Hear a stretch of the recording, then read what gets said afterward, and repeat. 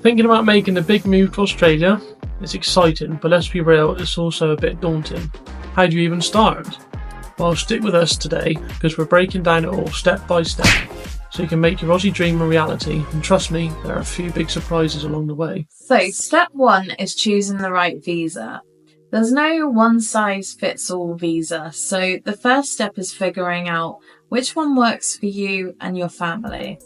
Australia offers over 100 different visa types, but the most common for skilled migrants are the subclass 189, the skilled independent visa, the subclass 190, which is the state-sponsored visa, and the subclass 491, which is a regional visa.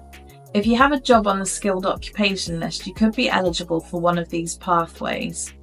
Each visa has different requirements, different costs, and different processing times, so research carefully to avoid delays. Visa application fees start at $4,640 Australian dollars for the primary applicant, with additional costs for dependents. So, step 2 is the skills assessment and expression of interest. If you're applying through the skill migration route, you'll need a skills assessment from an approved authority such as an Engineers Australia or Australian Nursing and Midwifery Accreditation Council.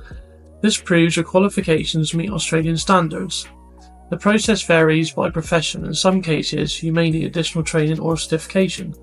Once that's done, you submit an expression of interest or EOI through Skill Select, but there is a catch. You'll be ranked on points. The current minimum being 65, the higher you score, the better your chances. So the costs skills assessment range from 500 to 2,000 Australian dollars depending on the occupation. So, step 3 is English tests and health checks.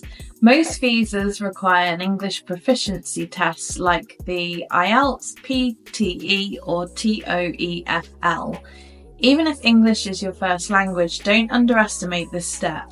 It's not just about speaking, but reading and writing too.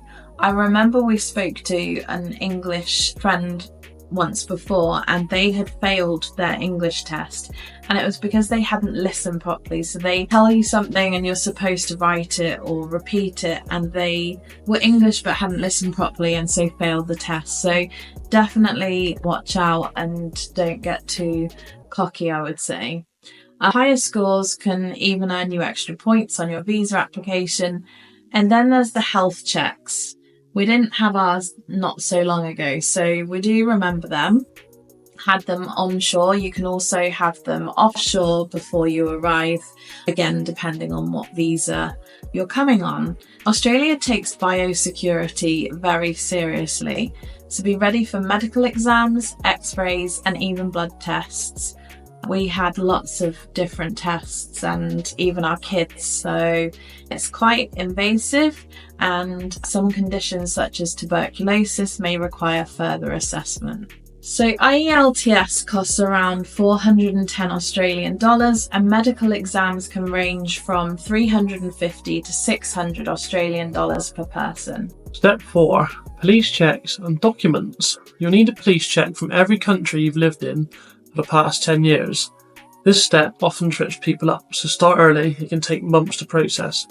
Also, make sure all your documents, birth certificates, marriage certificates, educational transcripts are certified and translated if necessary. So police checks vary, but typically range from 50 to 150 Australian dollars per country. And if you're coming over on a temporary visa and then applying for permanent residency, be prepared to do all of that twice and pay for it twice, because they only last 12 months. Exactly. So we had to do double police checks from both countries, and remembering your travel history is a hard one. And even when you get here, if you're then planning to apply for permanent residency, they still want to know where you've been once you've arrived. So definitely start keeping a record. Try and look back through previous passports, or just find a way to try and remember where you've been, on what dates, for what reasons. Step 5 is getting your visa grant. Once everything is in, it's a waiting game. Some visas get approved in weeks, others take years. We're a classic example. Our 482 didn't take very long. No, it took like a week. But permanent residency has taken much longer, even though we're onshore. So processing times vary based on demand and individual circumstances. According to the Australian Department of Home Affairs, visa processing can take anywhere from 6 months to 2 years, depending on the visa type and the complexity of your case. But when that golden email arrives, it's time to celebrate. You're officially Australia bound. Or, in our case, we'll be permanent residents. We'll still be celebrating. Step 6 is planning your move. Now comes a real challenge. Moving your life. Shipping, flights, short-term accommodation. You need a solid plan. So a pro tip, book flights early and don't overpack. Australia's customs are strict. Certain food items, wooden products and even shoes with dirt can be flagged at customs. Australia enforces one of the strictest biosecurity laws in the world. And don't forget to sort out travel insurance, as your Medicare access might not be immediate depending on your visa. So flights from the UK to Australia range from $1,500 to $3,500 Australian dollars per person. Shipping a container of household goods can cost between $5,000 to $12,000 Australian dollars. But we can help you out there. We've got a discount code with 7Cs. We'll drop that in the link below. That'll save you 10% on your quote. Arriving and settling in, let's talk about that. So you've made it, but the journey isn't over yet. You're going to need to set up a bank account.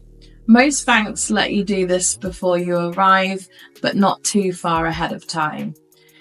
Then you need to obtain a tax file number, which is also called a TFN, because that's crucial for work.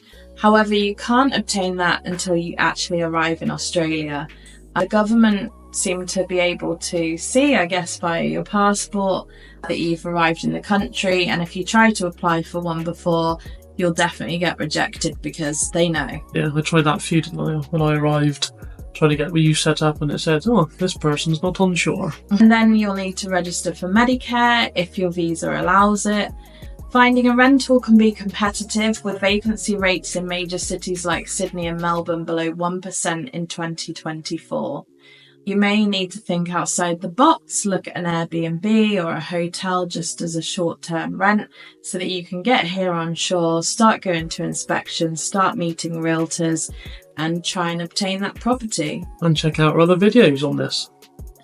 And let's not forget learning how to navigate Aussie slang and local customs. So you're going to need a rental deposit, also called a bond, and they're usually 4 weeks' rent. The median rent in Sydney is around 750 Australian dollars per week, whilst in Brisbane it's around 600 Australian dollars. Step 8 is building a life in Australia. Settling in means more than just finding a house. We need to understand the job market, find a community, and maybe even get used to the wildlife. Building a social network is key. Expat groups, Facebook communities, and local events can help you feel at home. The cost of living varies by city, with Sydney and Melbourne being the most expensive, while Brisbane and Adelaide offer a more affordable lifestyle. Monthly living expenses for a single person in Sydney are around $4,500, while in Brisbane it's closer to $3,800. So, are you ready to take the leap? If you've got any questions, drop them in the comments, and if you want more tips, hit that subscribe button. Welcome to our community. Your Aussie adventure starts right here, and see you in the next one.